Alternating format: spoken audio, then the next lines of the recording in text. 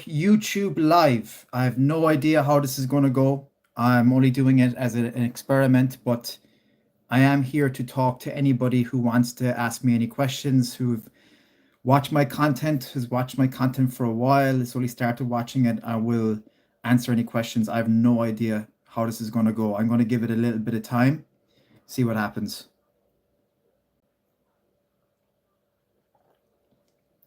I've been suggested by YouTube to go live vertically, and I'm going to try it out, see how it goes. There's 0 people in here at the moment. This could be a waste of time, but we'll see how it goes. If all else fails, I'll go on to Instagram.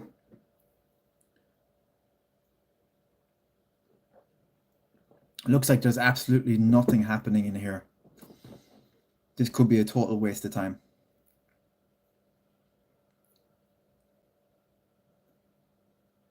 This is not like TikTok or Instagram at all, is it?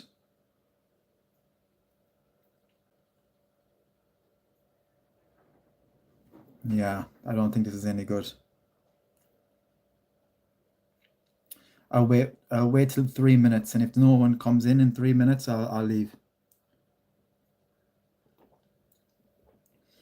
So the whole idea is to do a Q&A on YouTube. It's my first ever live stream on YouTube vertically. I've never actually done a live stream on YouTube, and it's been suggested by YouTube, but I don't know if this is going to work at all, because it's something that I haven't seen myself. When I'm going through shorts, I have not seen anyone go live. So if there's anybody out there that has any questions for me, that has watched my work, I don't even see, like, there's no chat. I don't know. Well, I guess nobody has said anything, so that's why there's no chat. Let's have a look. I do see there's people in here, but I will continue for a little bit of time. I'll continue till 3 minutes. If nobody asks anything by 3 minutes, I'm gone. I'm going to go on to Instagram instead. Maybe you need to have like a huge audience on YouTube for this.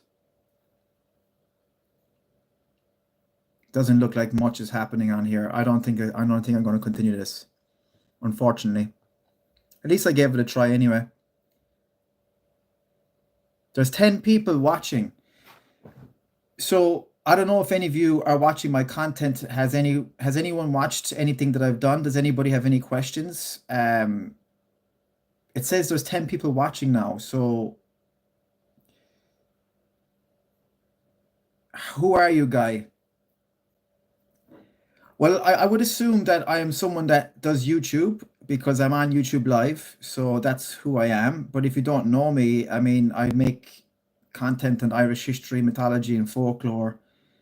And I'm just trying out YouTube Live because it's been suggested to me to do it. And I'm trying it out to see if anybody has any questions, anybody that's watched my work or anything like that. So I'm an Irish guy. I live in Ireland, and I make YouTube content. I have a bigger following on TikTok and Instagram and Facebook, but YouTube is growing. It's at nearly 7,000 followers now, which are subscribers.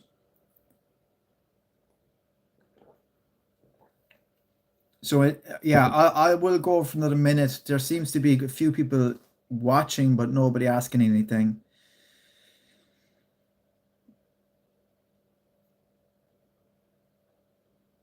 I mean, whenever you go on TikTok or Instagram or anything like that, immediately, pretty much straight away, people start communicating. It doesn't seem to be the same on here at all. And I'm not surprised, because, oh, hi. Okay, you want to know more about Battera?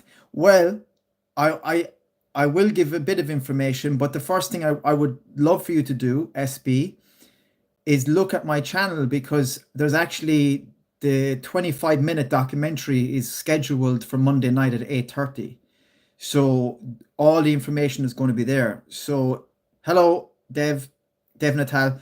If you go on to that video and you click notify me, it's going to let you know by your email that, you know, to watch it, that I've put a lot of work into that documentary. So in essence, Batteract is an ancient form of stick fighting, an Irish stick fighting, and the whole thing is that we're trying to push for it to become a more recognized. I don't like saying martial arts all the time, but it is the kind of label that everybody understands. But a formalized type of fighting art form. We want it to be more formalized and institutionalized. And actually, it is becoming more formalized and institutionalized by the likes of the Doyle family and people that have contacted me. Well, one person in particular who is a practitioner and also a person that is a accredited trainer in Batteract. And you'll find out more in the documentary. Does that answer your question, SB? Dev Natal, do you have any questions at all? You said hi, but if you have any questions, make sure you get them in. Dean, well, I'd like to know, did the Celts really meet the Vikings? I mean, that's a very broad topic, of course, yes. I mean, the thing about the Celts is that the Celts is a term, a label that's used quite weird, in a weird way, because it seems like when we say Celts, we're talking about almost like a race of people, which is not necessarily correct when we're looking at the Irish perspective of Celtic Ireland. We were culturally influenced by Celtic culture, but we weren't necessarily ultimately Celts like the ones that were fighting the Romans, for instance. They were a very specific type of people. There are certain people that are certain academics that argue that actually, like, Ireland wasn't Celtic in any way, shape, or form, that it was a Gaelic country. The only thing that was Celtic was the language, and it was only a form of a Celtic language. Thanks for the like, by the way. Listening from communist to Canada. Okay. Yeah, I don't usually get into politics on my channel, but I probably will be soon enough, because it's getting to a point where it's probably necessary to kind of talk a little bit about it. But vote independent in Ireland, guys and gals and everything in between. Vote independent. If you're voting, vote independent, I would say. So to answer your question, like, if you're talking, Dean, from a perspective of Ireland, like, yeah, like the Vikings were here. They actually started the cities. They began the primitive urbanized versions of the cities that we have today. You get arguments saying that, oh, but there were settlements there before. Yes, there were settlements at these places before, Gaelic ring forts and monasteries and things like that. But the type of urbanized primitive kind of cities were actually a Viking edition, because we didn't actually have little towns. Like, even the word town is actually of Viking origin, and so yeah, I don't know if that answers your question, Dean, because it's a very broad topic. I mean, the Vikings met everybody because they were everywhere, and the Celts met a lot of people as well, but the original Celts you're probably talking about, like, the whole Celtic thing was more or less introduced to Ireland during the invasions of the Milesians. But, like, were they Celts, or were they Spanish, or were they Egyptian, or were they what? Like, you know what I mean? Like, it's a very weird topic. And who was here before that? So what does that mean? Like, does that mean that the people came in then, and then that we don't incorporate the people that were there before? Thanks. Do you think some of the GA clubs would be a good place to introduce? Yeah, I mean, look, if you think about hurling, I mean that's well, I don't know about the GA clubs being, well, they could be used as a place to train Batteract in terms of, like, having classes and stuff, of course. Yeah, I mean, if there was halls and stuff there, I mean, it's definitely like something that is very related, right? Hurling, is a stick sport, that is very related to Batteract, and yeah, for sure. Because in my documentary, I talk about how Cuchulainn, in the version that I know of Cuchulainn, he wasn't using a hurley and a slitter. That's the kind of a silly kind of a thing, because it was actually probably a stick and a stone. Because we think of slitter. A slitter is a very modern thing. He was probably using a stick and a stone. Don't worry, SB, it's all good. There's people chatting now, which I'm delighted about. Yeah, the ring forts were local chieftains. Yes, exactly. But not always ring forts, sometimes monasteries in those areas as well. For instance, Balya Clea was actually, I'm nearly sure it was a kind of a monastery, definitely in Cork. There was a monastery in Cork when the Vikings rocked up. Yeah, that answers it. Thanks. The ancient Irish had more of a clan system going before the Vikings appeared. Yeah, they did. Yeah, they had a, of course. Yeah, we've had our clan system. I mean, the clan system prevailed over the Vikings. The clan system continued. We defeated the Vikings charge into the country every time. I mean, they stayed in the cities and the towns, but they never were able to get power. They never took the high kingship of Ireland or anything like that. They never actually had a provincial kingship. So we ultimately defeated them. They wanted more power, the Vikings. For instance, Ivar of Limerick wanted to be king of Munster. He actually, a lot of these Ivars were calling themselves king of the foreigners. So they were like putting themselves as almost like the high king of the foreigners. Tommy Tiernan summed it up brilliantly. When the Celts got here, they found Newgrange. So we were here before we were here. Yeah, yeah, yeah, exactly. We were here before we were here. It's brilliant. I love that. I mean, people discount all that, they discount the fact that there was all these other people here. So who were they? You know, that's what I love going back into. And then you have some people saying, "Oh, but the Irish of today are in no way connected to those people." Like, what the hell does that even mean? Like, it doesn't make any sense. Oh, those people were wiped out, were they? Like, what? And I know there's a lot of DNA stuff and there's a lot of science and stuff like that that kind of backs some of these theories up. But like, science can be dubious at times because science is always being updated and it's always changing and it's always coming up with new ideas and new theories and new uh, revelations and findings. So you can never really be 100% about science as well. You can't, like, because if you, it becomes a religion then. Not a lot of them. They all did. They all lived in ring forts and Crenogues. Everyone. That was the way everything was formed. Now, you had smaller style ring forts as well, like very basic ones. But everybody lived in rings. Like it's kind of almost something spiritual about that circle. It was always a circle.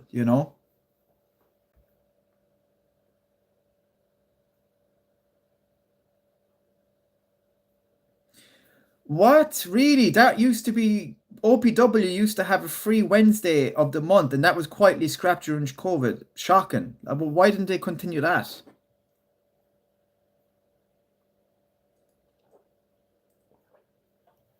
Now, to be honest with you, I don't actually have a massive problem with the OPW. I know people give it a hard time, but every time I've had an OPW experience when I've met or when I went to sites, I've actually always had a good experience with them. Now, I do understand there's massive problems with the OPW, and I do understand that there could be more done. But overall, my experience from a subjective point of view has been good. But that's not discounting people's thoughts on them. I just find it kind of odd that they're kind of throwing the baby out with the bathwater with them when I've had a dozen experiences, like maybe specifically with OPW people, staff and stuff like that, a dozen or 2 dozen, unique experiences, and it's always been good. Like it's never really been bad, you know. Very interesting. Cú Cullen. Yeah, it is interesting about Cú Cullen because to say, oh, he had a hurley and a slitter, what does that even mean? Like, how the hell did he have a hurley and slitter? Like the yes, hurley as a sport has been played for thousands of years, but do they really believe that it was actually a hurley of today and a slitter of today? No, it was not. It were sticks and stones. There's been no evidence of slitters as we know today found. At that of that time. So sticks and stones.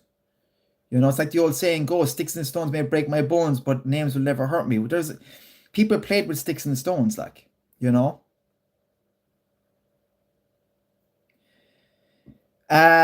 Killing a boy, and thanks so much anyway for I don't know if this even makes a difference, but if you like the live, would be amazing. You know, if anyone can give a little gift as well, I don't know. This is kind of like TikTok kind of talk, like, but I don't know if it's the same for YouTube. Did magic mushrooms play any part in the ancient Irish rituals? I'm wondering, did magic mushrooms play a part in everything of ancient times? The Bible, um, all religions, has it played a part in everything? I'm just wondering, has mushrooms and herbs and rituals and all these things have always been a part of ancient life? Like, and of course they were eating things and they were having experiences. Like, I just think it's logical, you know.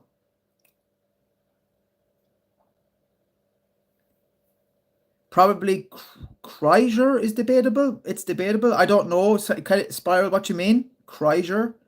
I don't know what that is. Can you recommend any books to read about ancient Ireland or Celtic traditions in general? Dean, are you looking for something that's very overview basic? Because there's so many. I mean, like, the problem with some of these books is that they're quite academic. Um, so the ones that I'm going to talk about now could be very academic. Now, I actually think there's one that I think you would actually love, and it's called The Story of the Irish Race by Seamus McManus, and it gives an overview of everything. Now, I'll get it for you here. One sec.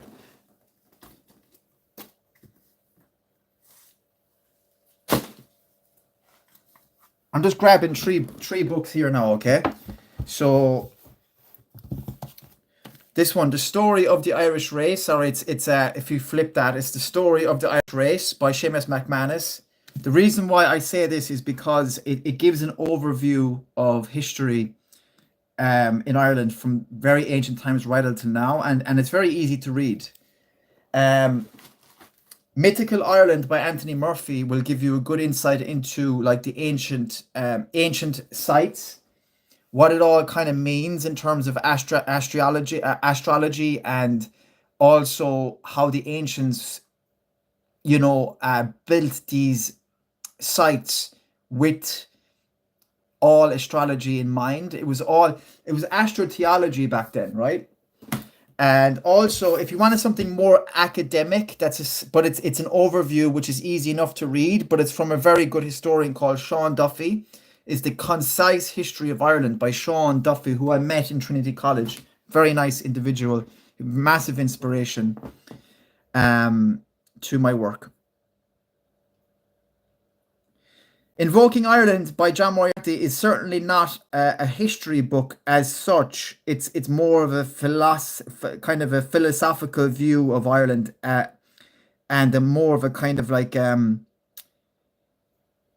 philosophical, I don't know what, a poetic kind of view of Ireland, and how we can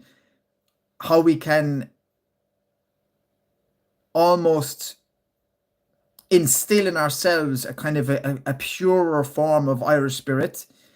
That's a kind of a separate kind of a topic to say history, but it does talk about history, obviously. But it's definitely a great book. It's one of the greatest books ever written about Ireland, because John Moriarty is an absolute legend. Magic mushrooms definitely played a part. There's an explosion of artistry output around the same time. Yeah, absolutely, I agree with that.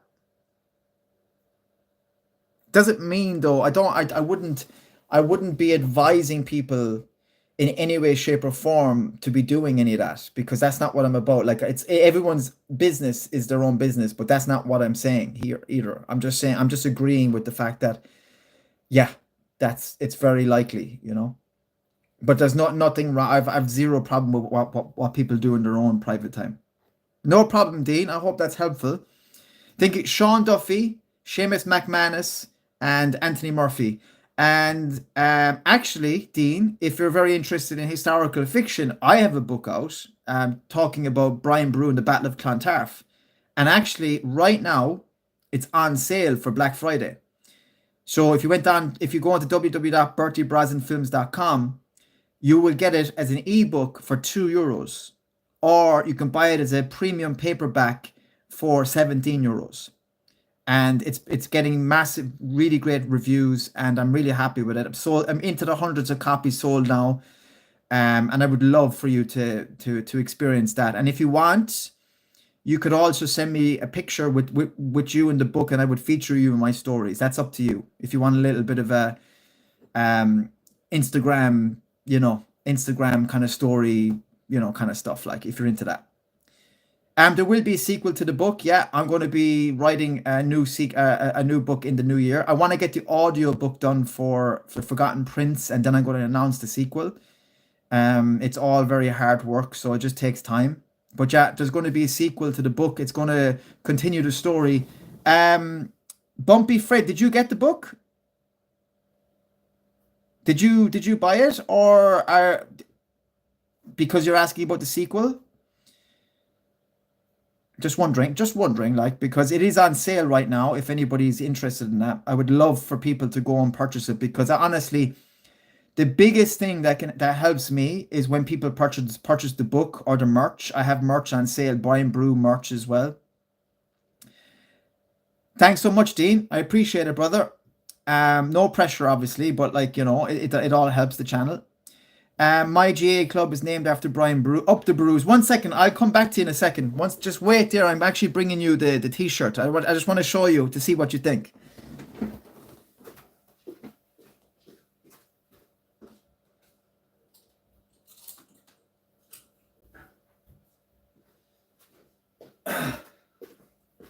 Obviously, like, I'm probably doing a little bit of advertising now, but there's my t-shirt, the Brian Boru.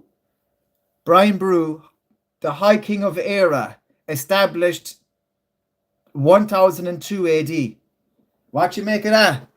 What about your GA club getting a few of these t-shirts? And you know what? Black Friday, 25% off at the moment if you put in Black Friday checkout. All of those links are at www.bertiebrosnan.com, and actually you can get the link. It's on my YouTube channel. So 25% off when you put in Black Friday. It's a beast of a t-shirt. Look at that.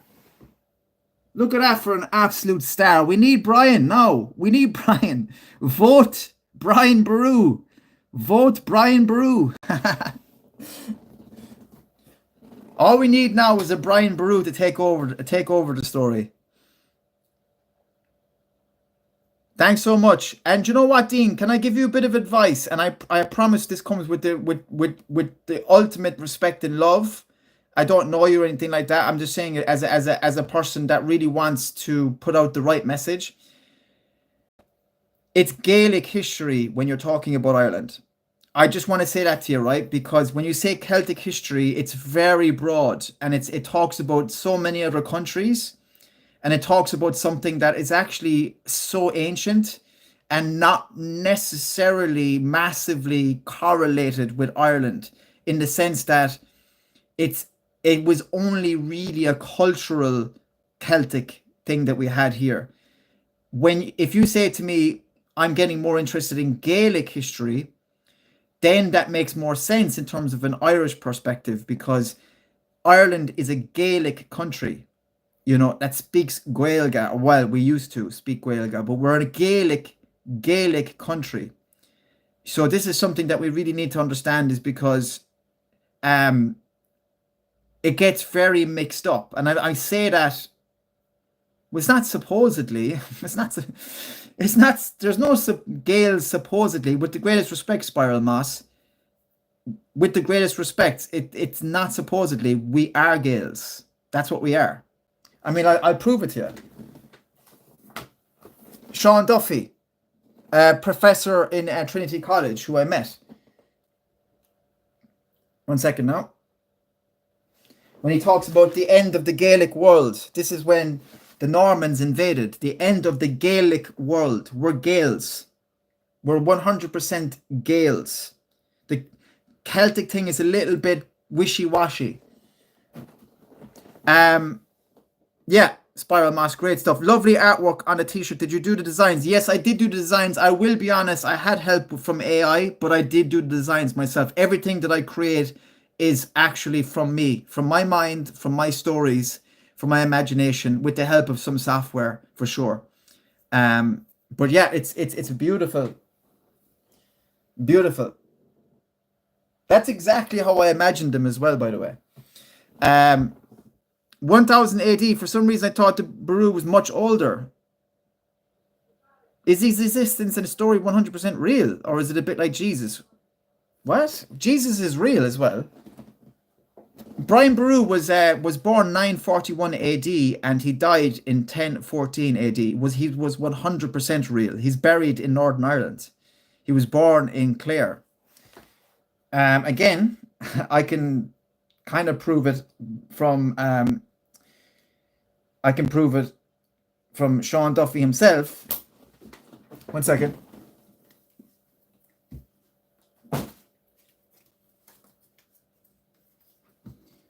I mean, Brian Broom, The Battle of Clontarf, it's literally full of 100% academic sources.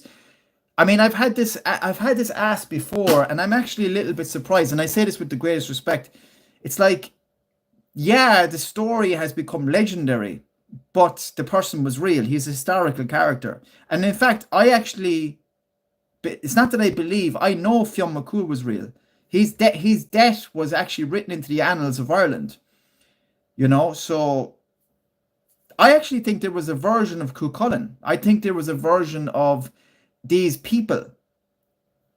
It came from somewhere. The legend, the mythology grew afterwards. Ah, okay, Dean. Oh, well, listen, that is understandable when you're talking about the Celtic world as a whole. But see, the problem is when you're talking about the Celtic world, people kind of put Ireland in there, and then they kind of were known as a Celtic nation, which is kind of correct, but it tells this weird part of the story. It tells a kind of a small splice of a story, which doesn't necessarily encompass who we really are as people. That's the problem that I have, But yeah. I was in Spiral Moss. I was in his homestead. I did a live stream from there, and I was there twice actually. I was in his where his son was baptized as well, and in his the place of his old fortress as well. Also, I was at his inauguration site of the Dalcassians. I was there on top of the mound where he was inaugurated as the king of the Dalcash. I was at his burial site. Also, I was at the site where he camped when he went up to Northern Ireland and camped at the site up there, which is, oh my God, it's leaving me now. What's the ancient site up in Northern Ireland? The ancient site up there. If anybody's in the chat and they give me the ancient site of Northern Ireland, which is outside of Armagh, I will give them lots of respect and love. Oh, Kreischer, that's why you were referring to Kreischer. Yeah, Kreischer is the person that's actually chatting away there.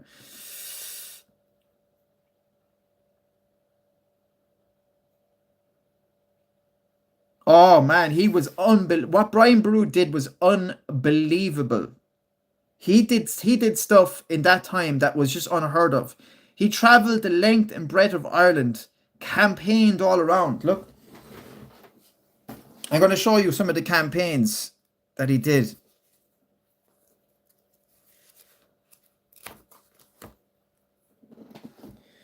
Let's see. It's unbelievable the stuff he was doing. It really is. I might not be able to find it. Or is it in the other book? I'm probably doing a disservice to the live stream now. Here we go. Look at this. This is Brian Boru's campaign trail. Do you see this? That's Brian Boru's career. Just Brian. That's how many campaigns he did. Look at this one. Look at that. A naval campaign. Who knows that about Brian Boru? He was doing naval campaigns around Ireland. No worries, Kreischer. No, I think, look, I'm not going to argue with people that think Cuchulainn and Fionn McCool are not real. I'm not going to say, oh, you're wrong, because I can't be correct about that. Fionn McCool, by the way, was the 2nd century AD. So that was shortly after Christ. Cuchulainn was before Christ. Fionn McCool has some evidence of him dying, which is written into the annals of Ireland. Navan Fort, legend, B-Doc, legend. Fucking fair play to you, excuse my language. I was in Navan Fort, so he actually camped, Brian Boru camped at Navan Fort as a kind of like a statement to the O'Neills, saying, listen, I'm the king now, like I'm the emperor of the Irish.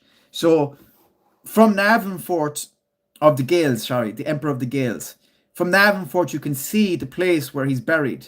So that was always the ecclesiastical capital of Ireland, right? It was then and it is now. And it's unbelievable. You can see where he's buried, where the place where he's buried, and to Navan Fort. And I was imagining this is where he was camping to prove that he was the boss. Like nobody else, no other king did what he did in Ireland. This is the thing that people people, I swear to God, they wreck my head so much. They talk about Vikings being on his side and all this, and it's like as if it's some sort of new thing. They say, oh, Brian Boru had Vikings on his side. Firstly, what are they talking about? Are they talking about the Norse Gaels who were settled into Ireland, that were living in Ireland 200 years? Well, sorry, around 150 years before Brian was born. Like they've been in Limerick from around the 9th century. Like, you know, what did they talk like Vikings? Like they weren't like fresh invaders that were with Brian. They were guys that were settled and were a part of Limerick that he defeated and that he became their lead. He became their king, you know, and of Waterford as well. So he incorporated the military might and the naval forces of those Norse Gael. And people talk about, oh, he had Vikings on his side when fighting the Battle of Clontarf. Well, who were they fighting at Clontarf? He had Limerick and Waterford with him, but 2/3 of the Gaelic clans were also represented at the Battle of Clontarf, fighting with Brian against rebel Leinstermen who had formed a coalition with Norse Gael Citric Silkenbeard of Dublin and the Kingdom of the Isles, Orkney Isles, Isle of Man, who were represented by Brodir and Sigurd, and had potentially 1,000 mercenaries, maybe 2,000, maybe 5,000. We don't know. It's probably 1,000, which is a lot of people. A lot of Scandinavian warriors with their superior armor had come and invaded into Ireland. So when people say, oh, Brian Boru had Vikings on his side, he was fucking fighting fresh invading Vikings. He wasn't fighting. He didn't have those type of Vikings on his side. He had literally Irish Vikings who had already settled into Ireland, who had already been under his control for the last couple of decades, from around the 970s onwards, because he had taken control of Limerick and Waterford from 970, 980. He was their king. And he used what he left. He killed all the soldiers when he arrived, but left the traders and the merchants and a puppet leader. And then the new sons that were born up through them, they fought automatically with Brian. You know, so the people are clueless, like they really are. Sorry, I'm kind of not looking at the chat here. Sorry. Yeah, I didn't go to the O'Neill's inauguration site, unfortunately. Navan Fort is kind of like a kind of a new Grange of the north, I guess. It was like the ancient, kind of like a Hill of Tara of the north. Brian Boru was battling along there and everywhere else. He had many, many battles all around Ireland. That's class, B-Doc. What flag is that, by the way? I would love to know. Oh my God, it was unbelievable. They had to fight. They didn't fight. They took off the winter months, and they only fought from spring until the end of summer. It was unbelievable, and how he tactically maneuvered and defeated the coalition at the Battle of Clontarf was absolutely unbelievable.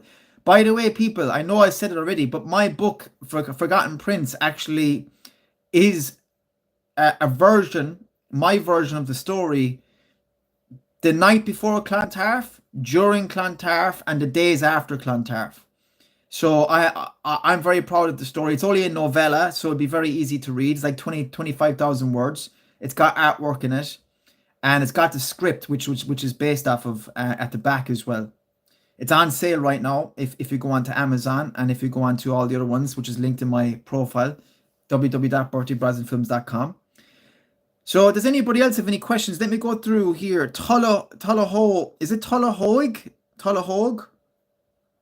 I didn't go to the O'Neill's inauguration site, unfortunately.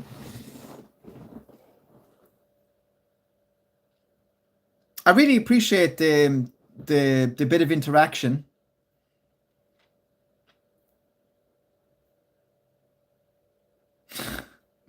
That's funny, Spiral Moss. Brian Boru was an absolute legend. He wasn't just the king of Munster; he was the king of all Ireland. He was the only. He was the greatest High King ever. And you know, there's actually some people that say he was the only High King. They actually, do you know who says that? The O'Brien clan. They actually have it in their. They have there's what's the name of the. God, my head is gone tonight. It's the name of their old residence. It's a castle in Clare. They have a big castle in Clare that they sold, the O'Brien clan. Lord Inchiquin. And they have a little residence on the land now. They have like a little B&B. Anyway, basically in that castle, oh God, the name is right at the tip of my tongue, which is basically the last kind of bastion of the old O'Brien clan. It has the Brian Boru suite. Guess what it says in there? It says Brian Boru, the only king of Ireland, the only High King of Ireland.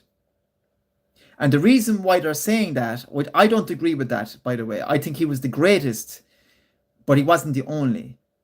And other people, which is online, must do a video about this. Brian Boru, they say Brian Boru was the last High King. That's complete horseshit as well.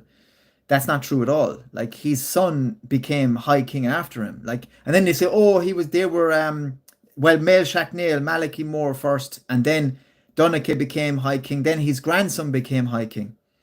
And actually, Rory O'Connor was the last High King, and technically Edward the Bruce became High King for a while. Then they say, oh, it was in opposite. Dromoland, legends in the chat. Absolute legends in the chat. Thank you so much. Dromoland Castle.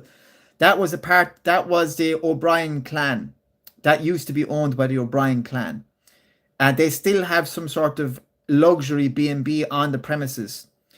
Actually, Conor O'Brien, who was the last Lord Inchiquin, only died last year. There seems to be a new Lord Inchiquin, which is literally a direct descendant of Brian Boru. Now, I get loads of people saying to me about being direct descendants of Brian Boru, and I'm just like, will you ever cop on? The only direct descendants of Brian Boru are fucking them, like, because they have a direct line, you know? Hey, Chris, how's it going? Thank you so much, man. Thank you so much. I appreciate you. So let me see. Do you know much about Grace O'Malley? I do. I do know a little bit. Yeah, I've done videos on her in my early days on TikTok. I'm going to be doing like a fresh series at some point when she's going to be a part of it. She's a fascinating character. And yeah, I mean, look, a lot of it's legend as well. A lot of it's kind of folklore. But there's enough evidence to say and suggest that she was an unbelievable, powerful leader of men and women, and she was a very interesting character who met Queen Elizabeth I, the very first one. So when Queen Elizabeth died last year, her direct ancestor, which was the first Queen Elizabeth, met Grace O'Malley, and it's very much accounted that Grace O'Malley did not bow to her, which is a boss move. Like, Grace meeting Queen Elizabeth I is an outrageous story. Do you mean outrageous by saying it's just amazing, or do you think it's false? Well, I know for a fact it's not false because it's written into the English records. A lot of what we know about Grace O'Malley is actually through English records, believe it or not. And she was different the second time. Do you think she bowed the second time? She visited her because she visited her a few times apparently.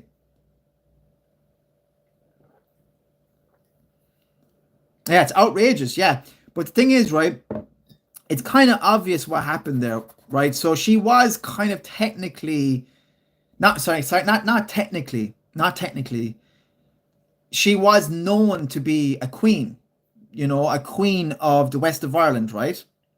So Queen Elizabeth was obviously fascinated. And I think Queen Elizabeth had her own issues with men and which was a real patriarchy of the time. Today it's not. Today people think there's a patriarchy and women are treated badly and stuff like that.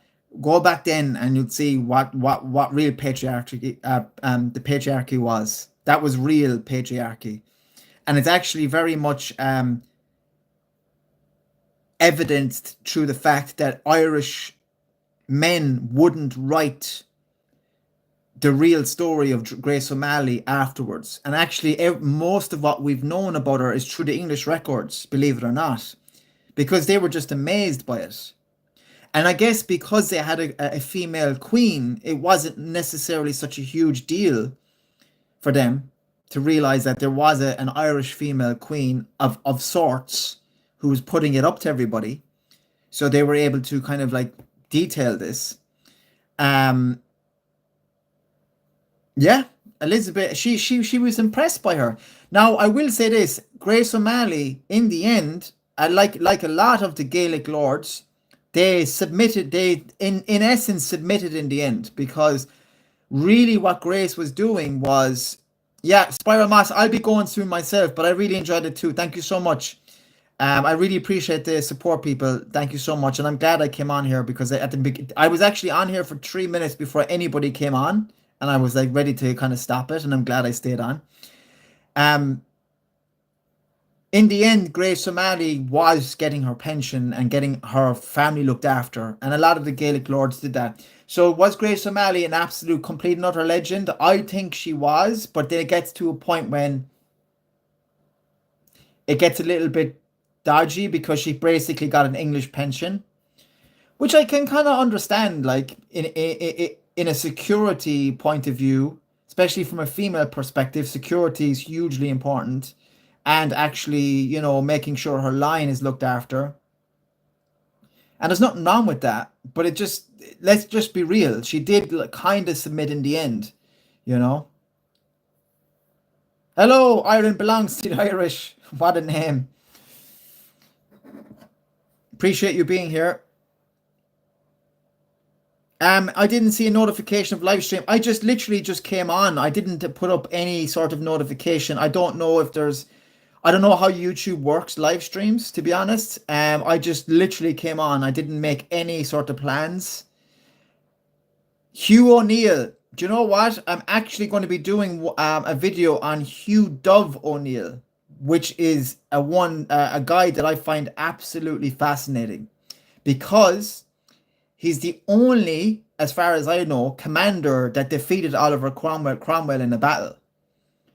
And in the events that led after that, it basically ended Cromwell's power in Ireland. Like literally from that battle onwards, he was on the he was literally going downhill, and he left Ireland about a year later.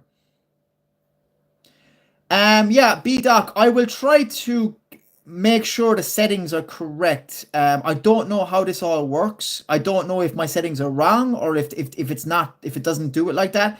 I'm thinking that I'm thinking that um is there notifications for live streams unless I've scheduled it, or does that automatically happen if the settings are correct?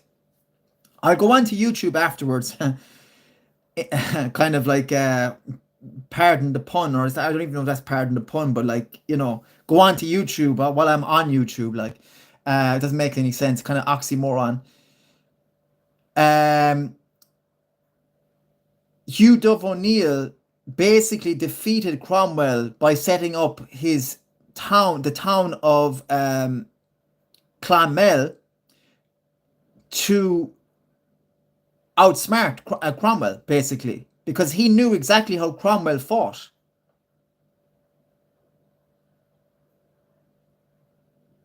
Let me see. Yeah, how many color O'Neills?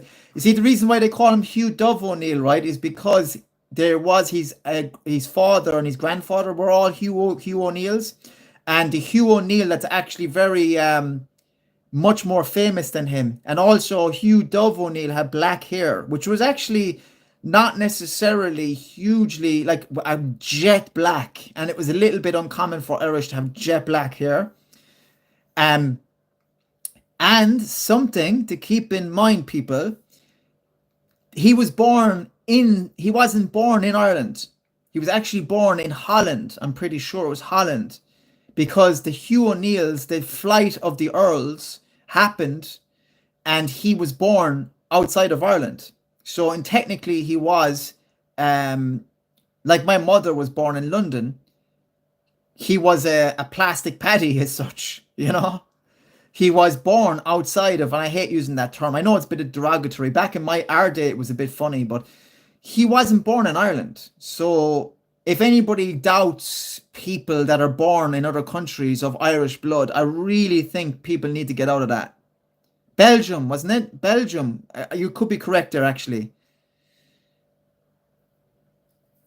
All right, okay, SB, I will do that for you. Garrod Murphy, he's a good guy. Let's see. Let me go back and check the comments. Hey, B-Doc, I think this is going to grow very quickly for you, Bertie. Thank you so much. Thank you so much. I hope so. I think it is growing. I think things are improving. I want to grow faster, obviously, but it is what it is. We have to hit the bell button on your channel to get notified. Yeah, so B-Doc, did you hear that? Make sure you hit the notification bell. I don't think it's up to me to set the notifications. You have to hit the notification bell. That makes total sense. So, because then you'll be notified for any video that I put up. Yeah, Chris, is it Belgium or Holland that Hugh Dove O'Neill was born? Can you check that? Can you check that for me on Google just real quick, if that's okay? And I'm going to be on for another 10 minutes because I have to go. I have a bunch of laundry and stuff to do. Unfortunately. My life is so exciting right now on a Saturday night, laundry and shit. Oh, yeah. Well, look, listen. I mean, the amount of immigration that has happened. It was Belgium. Oh, yes. You're correct. Yes. Exactly, Chris. Exactly. So, I find sometimes, people give, people that were born outside of Ireland a hard time not calling, they're not Irish, apparently, like, if they're not born in Ireland. Like, I mean, I just find that just shocking, like, especially if both your parents are Irish and you live in an Irish cultural kind of setup growing up.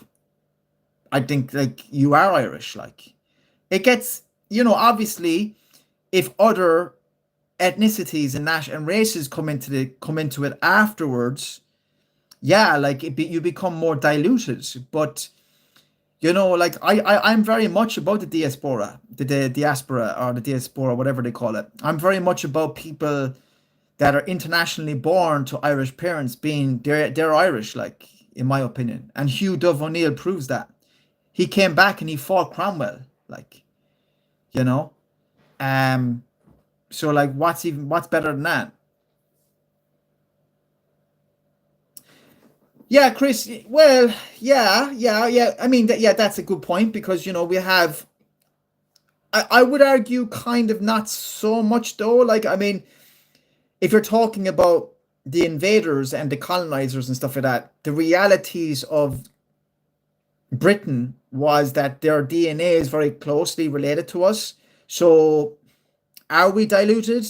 Like, in essence, we are like, and I go back to the more ancient Britain. That was certainly another Celtic nation, a Celtic nation. You know, so yeah, they've had Roman influences and Saxon influences and Germanic and things like that. But if you go and do your DNA test as Irish, you're going to come up as mainly Irish. There's hardly no Scandinavian influence in terms of DNA. What else is there? You know? Yeah, European DNA, of course. I mean, look, yeah, like I mean, of course, because we're in Europe, like But yeah, I get it. Like I do understand what you're saying, but in essence, Irish DNA is pretty standard. Like as an ethnicity, and taking into account like the dilution, it's still an Irish DNA. I guess I'm more talking about, let's just say, if you go if I'm born or sorry, if I move somewhere else and I'm with, say, an African lady and I'm living in America and I have a son, I mean, that becomes more dubious in terms of how Irish that kid is. And then if that kid has a kid with a Spanish lady, then it becomes less and more diluted. That's very specific, you know what I mean? Um,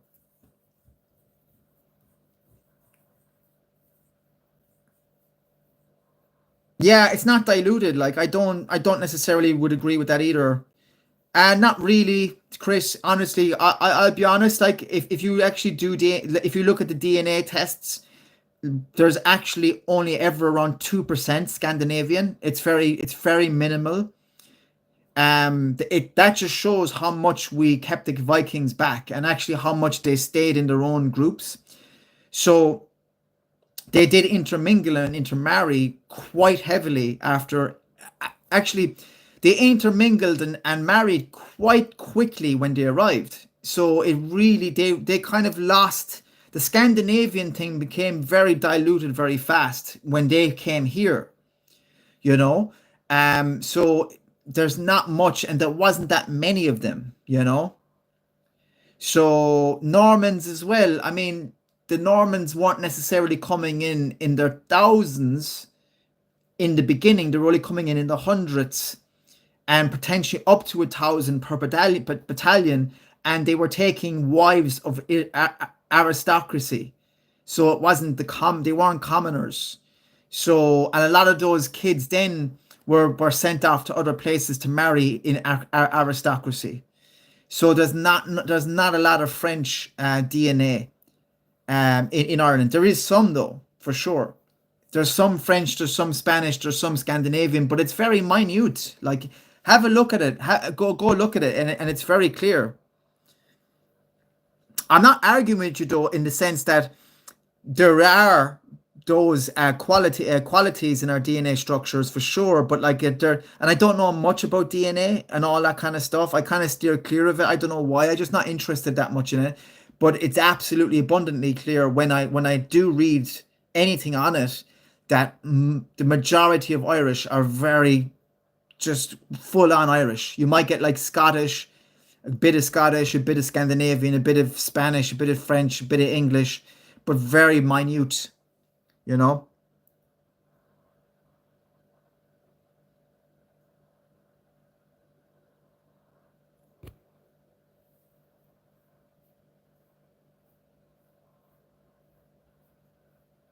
We're Irish. Like it's likely, Chris, if you get a DNA test that you're going to be 98% Irish. That's literally what people say mostly, or 100%. I mean, I don't ever see anyone talk to me about like it being very high in the Scandinavian levels and things like that. I've never heard of that. Like there's obviously, yeah, it will just say Irish. It will just say Irish because it's a specific DNA, you know? Um and yeah, like I kind of get what you're saying. You're probably saying over the centuries and stuff like that, there's been these influences, but you see, it's kind of like there were so little of those people that the kind of it was kind of washed out pretty fast, you know. So there wasn't enough influence of other DNA to actually override what was already here. You know, it was only very small patterns of it, you know.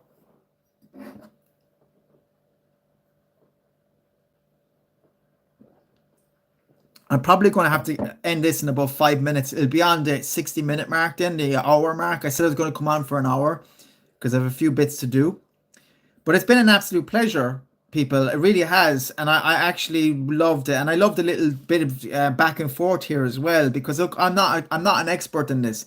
I'm only saying it from, yeah, DNA Atlas. Yeah, Google DNA Irish DNA Atlas. So um